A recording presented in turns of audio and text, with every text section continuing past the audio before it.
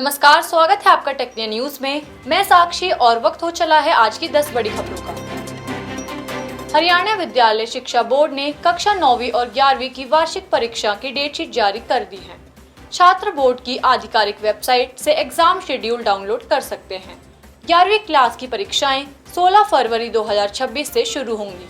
वहीं 9वीं कक्षा की परीक्षाएं 17 फरवरी 2026 से शुरू की जाएंगी। दोनों क्लासेस की परीक्षाएं सिंगल शिफ्ट में सुबह 8:30 से 11:30 बजे तक आयोजित की जाएंगी। National institute of open schooling यानी NIOS ने प्राइमरी टीचर एजुकेशन के 6 महीने के ब्रिज कोर्स की रजिस्ट्रेशन की लास्ट डेट बढ़ा दी है। अब उम्मीदवार 31 जनवरी 2026 तक आवेदन कर सकते हैं। यह कोर्स उन BEd योग्य प्राथमिक शिक्षकों के लिए अनिवार्य है जिनकी नियुक्ति 28 जून 2018 से 11 अगस्त 2023 के बीच हुई थी। तय समय में ब्रिज कोर्स पूरा नहीं करने पर नियुक्ति रद्द हो सकती है। वहीं अब तक 69,000 से अधिक उम्मीदवारों ने रजिस्ट्रेशन कराया है। ऑल इंडिया बार एग्जामिनेशन अब साल में 2 बार आयोजित किया जाएगा। बार काउंसिल ऑफ इंडिया ने सुप्रीम कोर्ट को इसकी जानकारी दी है। इसके अलावा BCI ने AIBE 21 का नोटिफिकेशन जारी कर दिया है। इसके लिए रजिस्ट्रेशन 11 फरवरी से 30 अप्रैल 2026 तक होंगे। परीक्षा 7 जून 2026 को आयोजित होगी। वहीं अब अंतिम वर्ष या अंतिम सेमेस्टर के लॉ स्टूडेंट भी परीक्षा में शामिल हो सकेंगे। JEE मेन सेशन 1 परीक्षा बुधवार से शुरू हो गई है।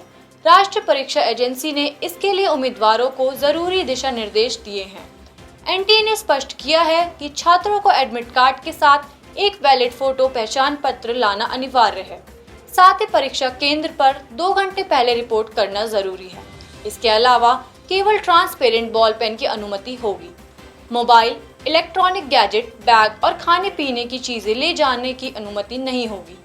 JEE main BE BTech paper 1 की परीक्षा 21 से 24 जनवरी तक आयोजित हो रही है, जबकि 28 और 29 जनवरी को पेपर 2 आयोजित किया जाएगा।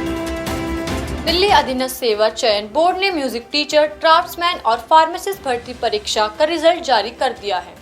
परीक्षा में शामिल उम्मीदवार TSSSB की आधिकारिक वेबसाइट से अपना रिजल्ट डाउनलोड कर सकते हैं। रिजल्ट PDF फॉर्मेट में जारी किया गया है। यह परीक्षा 23 जून से 9 जुलाई 2025 के बीच आयोजित हुई थी। उम्मीदवार रिजल्ट के साथ मेरिट लिस्ट और कट ऑफ भी चेक कर सकते हैं। उत्तर प्रदेश शिक्षा सेवा चयन आयोग ने वर्ष 2026 की परीक्षाओं का कैलेंडर जारी कर दिया है। कैलेंडर के अनुसार सहायक आचार्य परीक्षा 18 और 19 अप्रैल 2026 को आयोजित होगी। वहीं प्रवक्ता PGT का आयोजन 9 और 10 मई 2026 को किया जाएगा। इसके अलावा सहायक अध्यापक TGT परीक्षा 3 और 4 जून 2026 को होगी। UP TET 2026 का आयोजन 2, 3 और 4 जुलाई को किया जाएगा। आयोग ने स्पष्ट किया है कि सहायक आचार्य परीक्षा अब 2026 में नए कार्यक्रम के अनुसार होगी। अभ्यर्थियों को वेबसाइट पर अपडेट चेक करने की सलाह दी गई है। राजस्थान लोक सेवा आयोग ने असिस्टेंट प्रोफेसर भर्ती परीक्षा की प्रोविजनल आंसर की जारी कर दी है। लिखित परीक्षा में शामिल उम्मीदवार RPSC की आधिकारिक वेबसाइट से आंसर की डाउनलोड कर सकते हैं। आंसर की PDF फॉर्मेट में जारी की गई है। परीक्षा 7 से 20 दिसंबर 2025 के बीच राजस्थान के विभिन्न केंद्रों पर आयोजित हुई थी। भर्ती के जरिए कुल 574 पद भरे जाएंगे।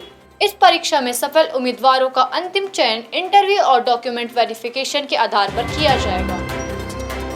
ICSI ने company secretary executive entrance test 2026 जनवरी सेशन का रिजल्ट जारी कर दिया है।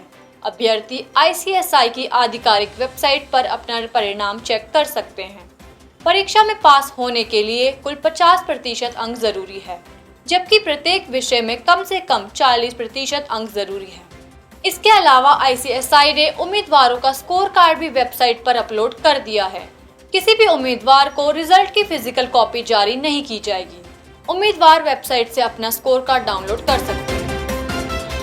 एयरपोर्ट अथॉरिटी ऑफ इंडिया ने जूनियर एग्जीक्यूटिव पदों का रिजल्ट जारी कर दिया है।